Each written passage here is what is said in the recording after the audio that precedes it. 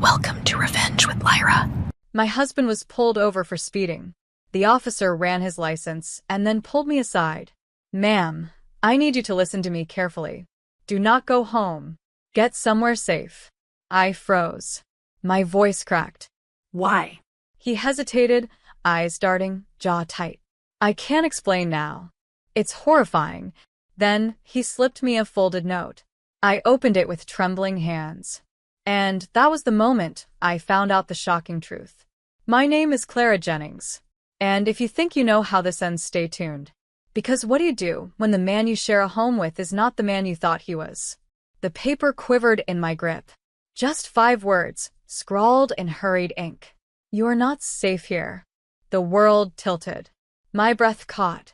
The roar of passing traffic faded into a tunnel of silence. I glanced back at the squad car.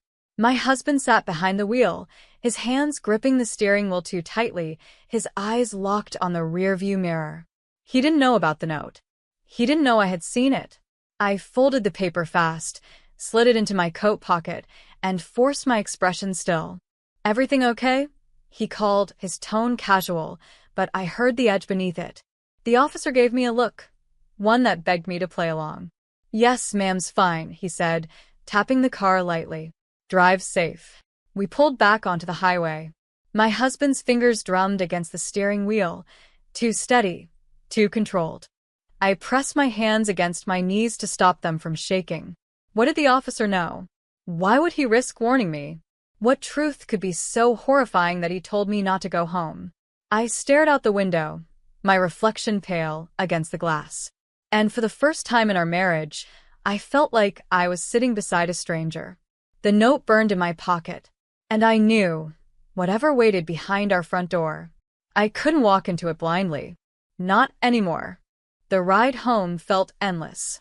The hum of the tires, the rhythm of the blinker, his forced calm, every second stretched like glass about to shatter. He glanced at me twice, as if measuring something. "What did the cop say to you?" My throat tightened. "Nothing. Just told us to slow down." His eyes lingered on me a moment too long before he nodded and turned back to the road.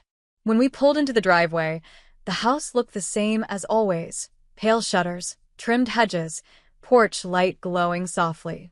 But now it felt different, like the walls themselves carried secrets I hadn't noticed before. Inside, I went straight to the bathroom, locked the door, and unfolded the note again. "You are not safe here." The officer's words echoed, haunting. Why would he say that unless he had proof? Unless my husband was hiding something so dangerous the police couldn't say it out loud? I pulled out my phone with shaking fingers, scrolling through his messages when I heard it. Footsteps outside the bathroom door. "Clara?" His voice was low, careful. "You okay in there?" My heart hammered. Yeah. "Just washing up." The pause stretched. Then his footsteps receded down the hall. I stared at my phone. No messages that seemed unusual, at least not on the surface. But then I noticed something. A second messaging app I'd never seen before, hidden in a folder marked Work. The app required a code. I didn't have it. But suddenly I understood the officer's warning. Something lived in that phone. In that secret space. Something the police had seen when they ran his license. I slipped the note back into my pocket and splashed water on my face, rehearsing calm in the mirror. Because whatever the truth was, it was already circling me. And if I wanted answers, I had to play the part of the unsuspecting wife, until I found out exactly what kind of man I was married to. The mask had to stay on. For now. That night, I couldn't sleep. I lay beside him, listening to the steady rhythm of his breathing, wondering how a stranger could feel so familiar, and how the familiar could suddenly feel like a stranger. Every creak of the house made my heart race. The note pulsed in my mind. "You are not safe here." At 2 a.m., when his breathing deepened into sleep, I slid quietly from the bed. My hands shook as I slipped his phone off the nightstand. The hidden messaging app glowed back at me, locked behind a passcode. I guessed his birthday. Wrong. Our anniversary. Wrong again. Then I tried my birthday. It opened. The screen filled with conversations and usernames I didn't recognize. My chest tightened as I scrolled, Photos of cash stacks, coded phrases about drops and deliveries, names paired with dollar amounts. My husband wasn't chatting with coworkers. He was in the middle of something criminal, something organized. One message chilled me to the bone. Keep the wife quiet. She doesn't know yet. Don't slip. I nearly dropped the phone. I crept back to bed, heart pounding, and lay still until morning. By sunrise, I knew two things with absolute certainty. The officer was right, I couldn't go home again, not really. My husband was not just lying. He was dangerous. At breakfast, he poured coffee like nothing was wrong. You okay? You seem tense. I forced a smile. Didn't sleep well. His eyes narrowed, searching me. I gripped my mug, praying he couldn't hear the tremor in my breath. Because I wasn't ready to confront him yet. Not without a plan. Not without safety. But the truth was no longer hidden. I was living in a house with a man whose secrets could kill me. And now I had to decide, disappear quietly or play along until I found the right moment to break free. I spent the next day moving through the house like an actress on stage, every smile rehearsed, every word chosen carefully. He sat in his office with the door half closed, voice low on calls I couldn't quite make out. I kept replaying the officer's face in my mind, the urgency, the warning. He had seen something. Something that explained the files, the messages, the cash. By afternoon, I knew I couldn't survive like this much longer. I needed an exit plan. While he showered, I slipped into his office. Papers cluttered the desk, but one manila envelope caught my eye. Inside were receipts, expensive hotels, dinners, all paid in cash. But the names on the bookings weren't his. They weren't mine either. I snapped photos quickly, slipping the papers back before he could notice. My phone buzzed in my hand, a new email arriving from an unknown address. We can help you. Meet us. Tonight. 8 p.m. corner of 7th and Main. Come alone. My blood ran cold. How did they get my email? Who were we? The door creaked behind me.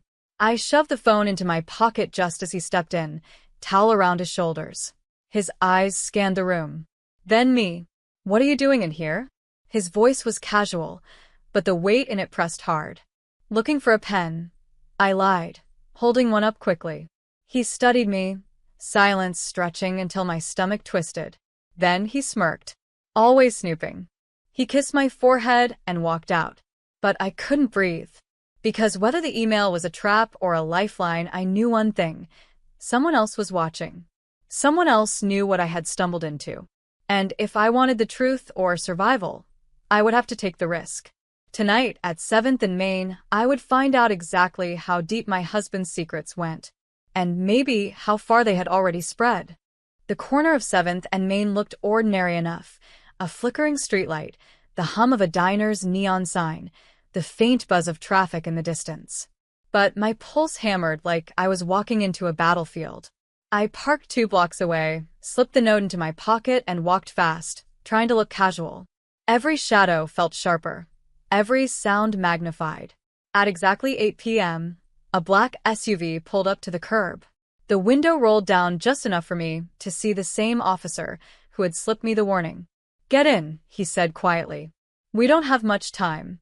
My instincts screamed to run, but something in his eyes, steady, urgent, human, pulled me toward the door. I slid in. He drove in silence for several blocks before speaking. "Your husband isn't who you think he is." When we ran his license, his file lit up alerts from 3 federal databases. Organized crime. Fraud. Distribution. My stomach turned cold. No. There has to be a mistake.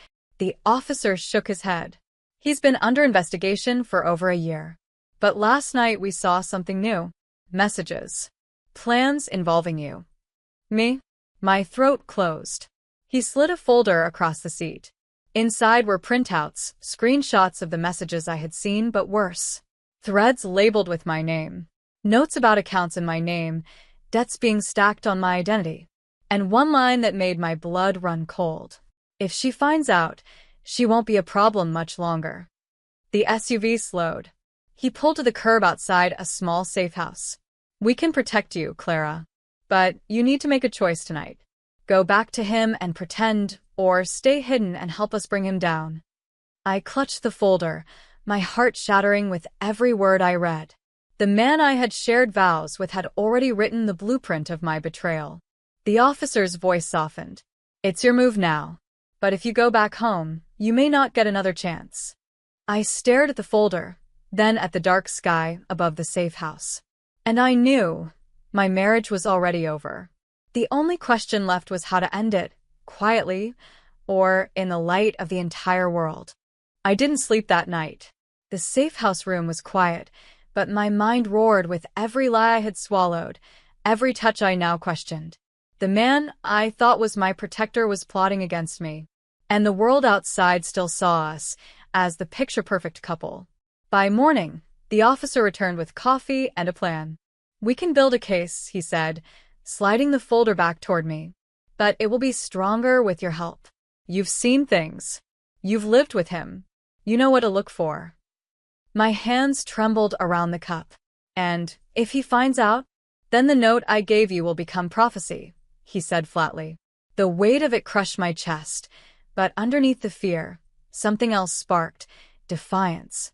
He had stolen my trust, my safety, my marriage. I would not let him steal my voice too. That afternoon, I agreed. We created a cover story.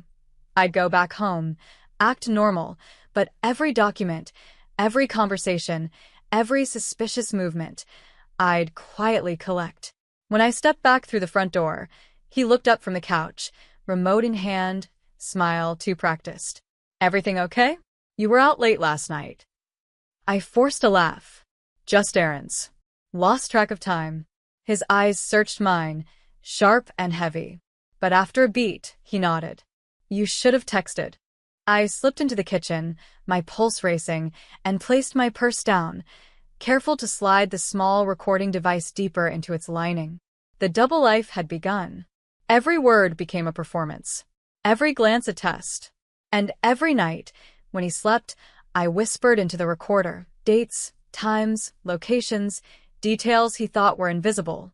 I wasn't just surviving anymore. I was documenting, building. And with every secret I exposed, I moved one step closer to flipping the story. Because one day soon, he wouldn't be the man controlling the narrative. He'd be the headline. Days blurred into weeks. I perfected the role of loyal wife by day, while passing evidence to the officer at night. Bank statements, hidden receipts, snippets of conversations recorded when he thought I wasn't listening. Every file I handed over built the wall higher around him, a wall he didn't even know was closing in. But the danger sharpened. He grew suspicious. His eyes lingered on me longer. He checked my phone more often, asked pointed questions. Who are you texting? Where were you? One evening, I found him standing in the doorway, watching me cook. His voice was soft, too soft. Clara, you tell me if you were keeping secrets, wouldn't you? The knife in my hand stilled. I forced a smile. Of course. But his words confirmed what I already feared. He felt the shift. The officer called me the next day. We're close. A raid is coming. We just need one last piece, the ledger. We know he keeps it in the house. Find it, and this ends. That night, after he fell asleep, I crept into the basement. Boxes stacked high, dust clinging to everything. In the far corner, I found a locked metal case. My hands shook as I picked at the latch with a hairpin until it clicked. Inside, a black leather ledger. Pages filled with coded entries, dates, amounts, millions of dollars tracked. And in the margins, notes scribbled in his handwriting. I snapped photos quickly, heart racing, then slid it back into place. Upstairs, the floor creaked. My blood froze. Clara? His voice echoed down the stairwell. What are you doing? I shoved the box shut, sprinted up the steps, forcing my face into calm. Laundry, I said, holding up an empty basket. He stared, silent, his eyes cold. Then he nodded slowly and turned back toward the bedroom. But I knew. The mask was cracking. Time was running out. And soon, one of us wouldn't make it out of this house the same. You. The raid came at dawn. I was already awake, sitting at the edge of the bed, my heart pounding like thunder in my chest. He stirred beside me, muttering in his sleep, unaware of the storm about to tear through our walls.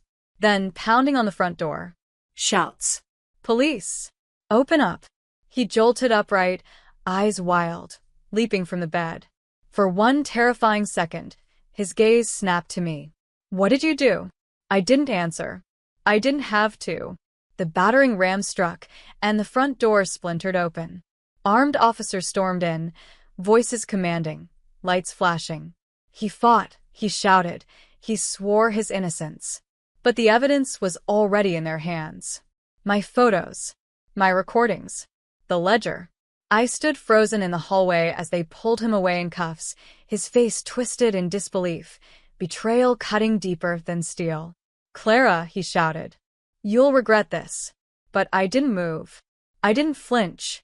Because in that moment, I realized regret was the one thing I had finally left behind. As the sirens faded, the officer who had warned me that night stepped forward. He handed me a simple folder. Inside was a single sheet. Witness protection intake, Clara Jennings. Your choice, he said softly.